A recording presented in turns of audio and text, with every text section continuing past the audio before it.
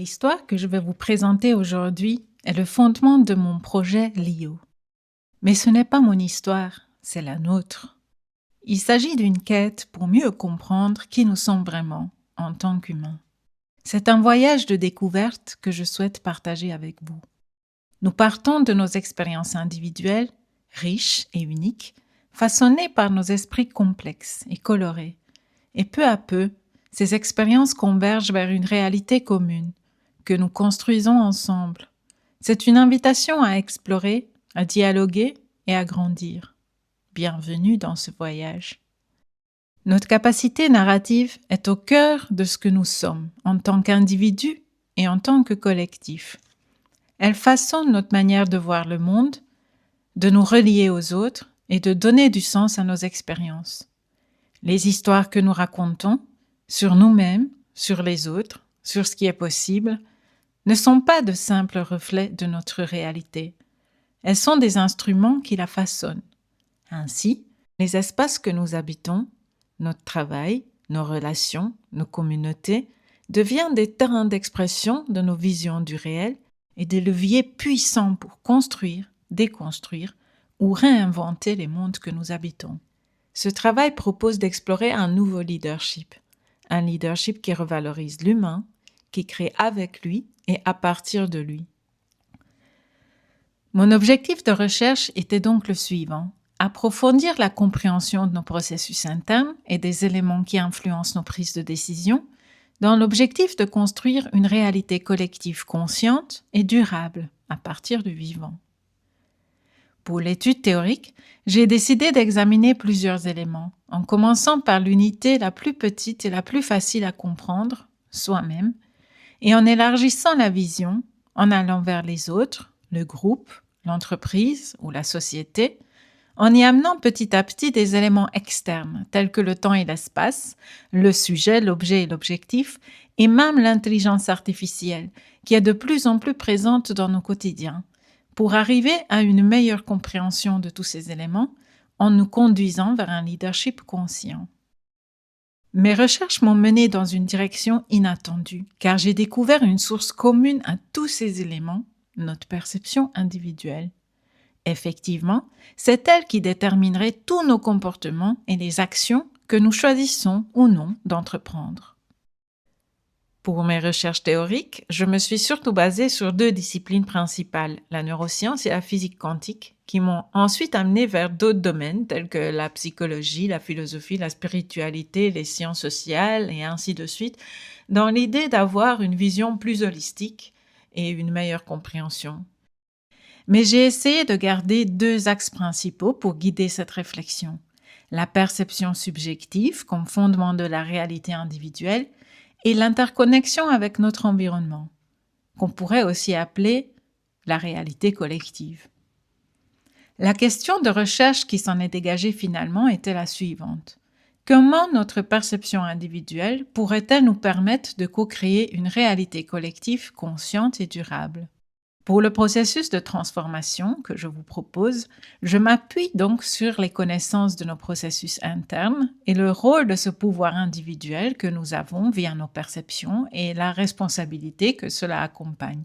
Ceci nous amène ensuite à la pratique d'une souveraineté intérieure, c'est-à-dire un leadership vraiment incarné, qui seront le fondement de mes recommandations managériales.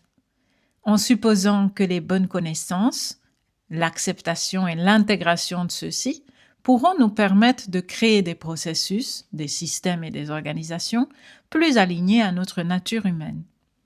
Quand on examine le processus de la prise de décision, comme on la suppose, nous nous rendons compte à quel point nous la supposons réfléchie, objective, contrôlée, analytique, qui s'appuie sur des données linéaires. Effectivement, nous supposons que nous prenons nos décisions dans le présent, en ayant une certaine présence et attention aux circonstances et en s'appuyant sur des ressources et des données, des analyses que nous avons à notre disposition. Nous pouvons aussi nous appuyer sur des éléments du passé via nos connaissances, nos expériences, nos données et d'autres analyses éventuelles pour aller ensuite vers un futur qui est encore inconnu. Et ce genre de vision linéaire et analytique est au cœur de tous nos processus et nos fonctionnements, que ce soit au niveau de la gestion ou comment nous construisons nos vies. La neuroscience révèle que nos décisions ne reposent pas uniquement sur une logique rationnelle, mais sont continuellement influencées par nos perceptions et émotions présentes. Même les souvenirs du passé sont instables. Ils sont réinterprétés à la lumière de notre état actuel. Le futur, quant à lui, est co-créé dans le présent, à travers nos intentions, émotions, projections et imaginaires collectifs et individuels. Ainsi, la prise de décision humaine est plutôt subjective qu'objective, émotionnelle plus qu'analytique, multidimensionnelle et multitemporelle, elle s'étend dans le passé, le présent et le futur en même temps, instable et fluide, influencée par notre état psychique, cognitif, corporel et émotionnel. Ce processus est en grande partie automatique et inconscient, en plus, loin du modèle linéaire et contrôlé que nous imaginons. On n'est pas sorti de l'auberge, vous allez me dire. Permettez-moi de vous présenter l'univers vivant en nous, en perpétuelle évolution. À l'échelle neuronale, chaque stimulus, interne ou externe, déclenche un changement de dynamique dans nos réseaux neuronaux. Ces dynamiques internes modifient les connexions entre les neurones, certains se renforcent, d'autres s'affaiblissent ou s'effacent complètement. Cela génère un changement structurel continu au fil du temps. Et c'est cela qui influence profondément nos comportements et décisions. Ce n'est pas le stimulus en lui-même, mais l'interprétation interne, notre perception, nos dynamiques internes qui guident nos choix. Je vous propose maintenant une lecture multiniveau de ce même schéma. Mettons des lunettes microéconomiques. Chaque boule représente maintenant une personne. Les connexions symbolisent les interactions dans une équipe, un département ou une organisation entière. Et les dynamiques internes modifient les comportements, la collaboration et donc la prise de décision collective. On peut aller encore plus loin en voyant tout cela d'un point de vue macroéconomique. Chaque nœud devient une entreprise, une institution ou même un pays. Les lignes représentent des relations économiques, partenariats ou coopération internationale. Ce sont alors les dynamiques internes à ces relations, qualité, confiance, tension, qui influencent les résultats à grande échelle. Ce que cela nous apprend, donc, c'est que ce sont plutôt les changements de dynamique interne, nos perceptions, nos ressentis, nos émotions, qui vont finalement influer sur le résultat final. Pour mon étude pratique, j'ai voulu aller plus loin qu'un simple questionnaire. J'ai donc créé un atelier participatif et interactif que j'ai voulu expérimenter avec un maximum de participants issus de profils très variés. L'idée était de rendre l'expérience plus riche, plus vivante, en impliquant directement les personnes dans un processus collectif.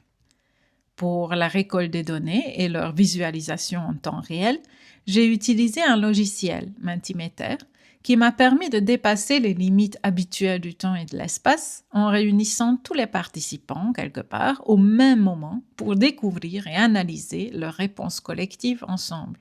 Mon objectif principal était d'explorer et d'analyser les perceptions humaines à travers une démarche à la fois interactive et réflexive, telle que vécue, perçue et exprimée par les participants eux-mêmes.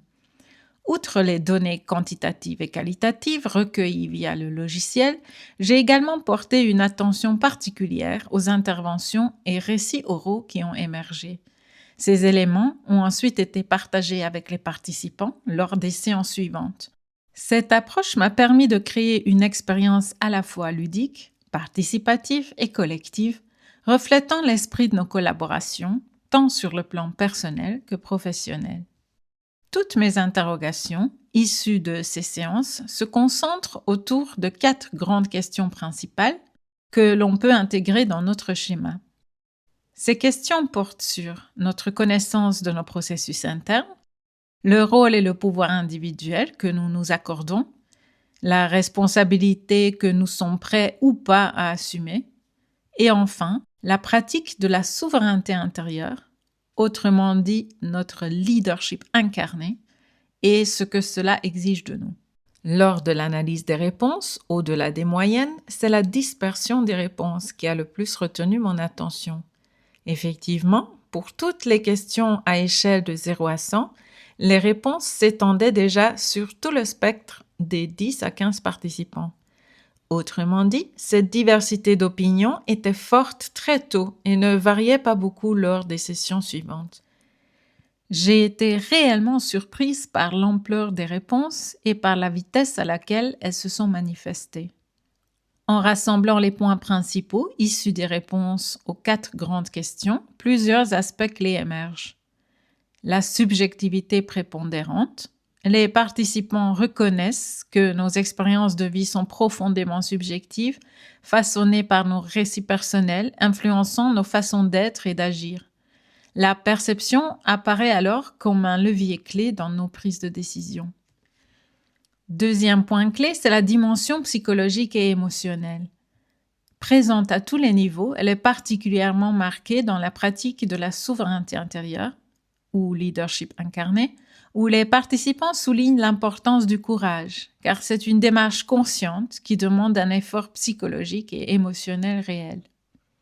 Et dernièrement, la nature toujours changeante. Ce caractère mouvant exige de nous une humilité constante, nous invitant à rester en contact avec nos processus internes individuels et collectifs, à cultiver la curiosité, à poser et reformuler les bonnes questions et à garder les portes ouvertes vers de nouveaux possibles. Mes recommandations managériales gardent toujours les 2 axes principaux. Premièrement, la subjectivité et la liberté individuelle, car chaque individu a une perception unique du monde, influencée par ses expériences passées, ses émotions, ses croyances et son état actuel, comme on l'a vu. Et en reconnaissant cela, on accepte que chacun évolue à son propre rythme et à sa propre manière de donner du sens à la réalité.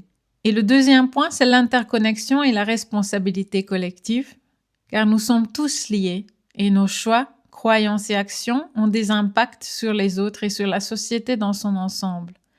Cette prise de conscience empêche que la liberté individuelle ne devienne de l'égocentrisme ou du chaos. C'est pourquoi il est essentiel que ces 2 axes soient respectés en même temps. Les 14 points de mes recommandations managériales ne sont bien sûr pas exhaustifs, mais ils ouvrent déjà une direction claire, celle de la création d'un environnement sécurisant et transparent qui encourage la découverte de soi, le respect des limites et qui privilégie l'accompagnement plutôt que le contrôle.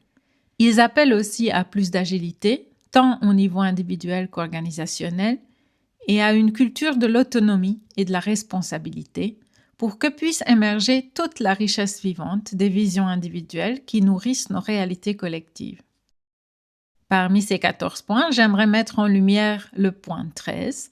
Il nous invite à accueillir pleinement notre humanité, dans toute sa richesse, ses facettes, ses complexités, sa sensibilité, son rythme et ses cycles, et à reconnaître que nous ne sommes pas de simples ressources humaines, mais bien des richesses vivantes, co-créatrices du monde collectif. Ceci n'est pas une conclusion, car le voyage ne s'arrête pas ici. L'exploration continue aussi longtemps que nous le choisissons. Et si, ici encore, nous changions de récit? Faisons de cette conclusion une ouverture. Car ce travail n'a jamais été qu'un simple travail académique pour moi. C'est une invitation à revoir notre rôle en tant que leader, gestionnaire ou créateur d'organisation, mais aussi, plus profondément, en tant qu'être humain. Car être un leader conscient, c'est avant tout adopter une posture courageuse, lucide et ouverte, celle qui nous pousse à poser les questions essentielles, telles que « Quelle histoire voulons-nous raconter ? Quelle direction souhaitons-nous prendre ? Et quel rôle désirons-nous y jouer ?» C'est cette même invitation qui m'a guidée à questionner, à explorer et à créer, et qui a donné naissance au projet LIO.